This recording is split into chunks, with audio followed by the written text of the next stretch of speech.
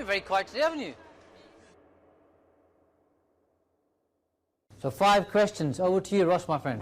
Just a wee general question for you, Shaz. What's the best and worst things you've seen in this business?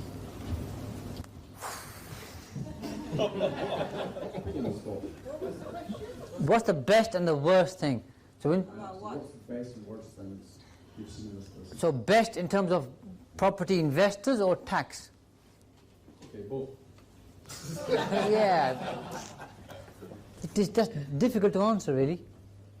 Yeah. The worst things that I've seen, I mean, one of the worst things I saw was a guy came to see me, family-owned business, 4th generation, so they owned the best part of 100 years, and they had a £2 million inheritance tax bill, no planning, and he said, we're going to have to sell the business after 100 years because we can't pay the inheritance tax bill of £2 million.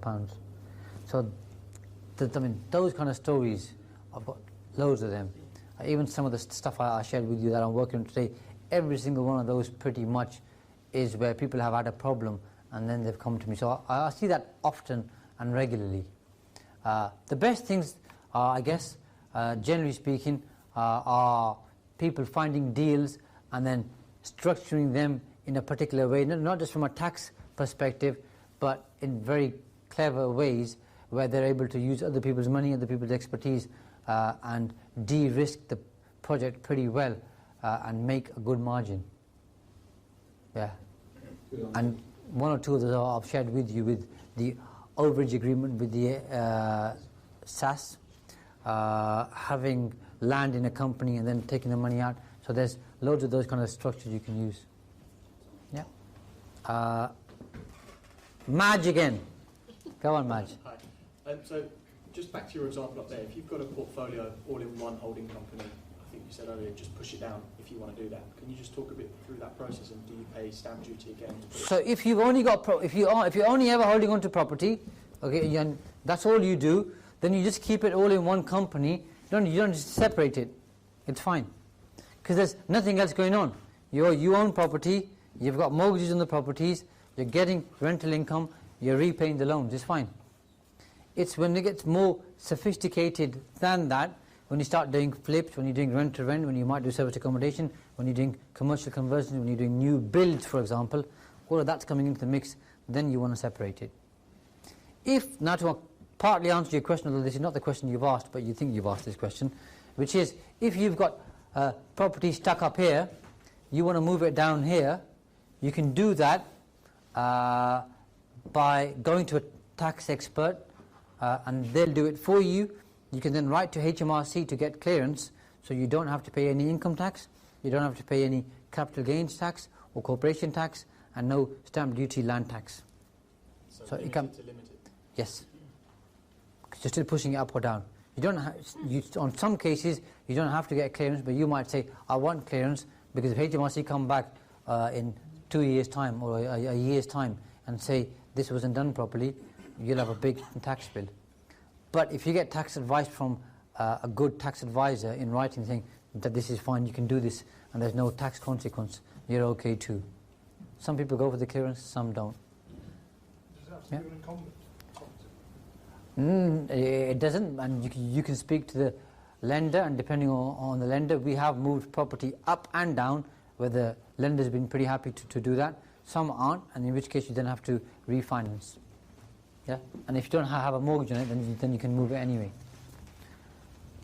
Kevin, my friend, how are you? Very good, and you? Very good, thank you very much. Going back to the holding company. Yes. I haven't got one. We've got 3 limited companies in property development. Do you feel like you're missing out? Yes, I want one. In that case, we're going to make sure you have one today. Yeah. What SIP code then do we have to set that up to a holding company? It depends what that company does.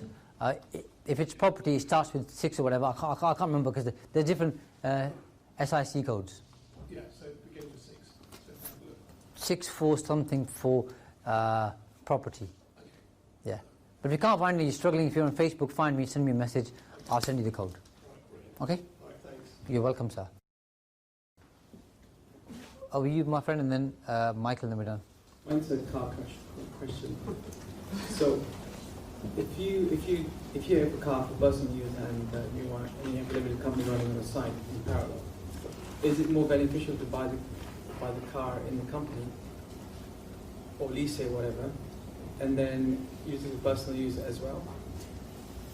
When you have a company car where you've got personal use, you've got to pay benefit in kind tax. It's usually a lot of money. It's not worth it. Go personal and then use the mileage. We'll use the mileage, yeah, that's better. Last question, sir. Okay. Two, if that's okay. Yeah, that's fine. So with the mileage claim, it's 45p. But if there's more than one person in the car at the time, is it more or is it still 45? You get an extra 5 pence. Okay. And secondly, with the holding company, you've got 5, say, rental properties in there, and you get, because it's all in the one holding company, if the lender pulls in on the loan and there's a difference between the two, do they then have access to your other assets that are the other rental properties in your holding company to pay the difference? Highly likely. So isn't that what we're saying?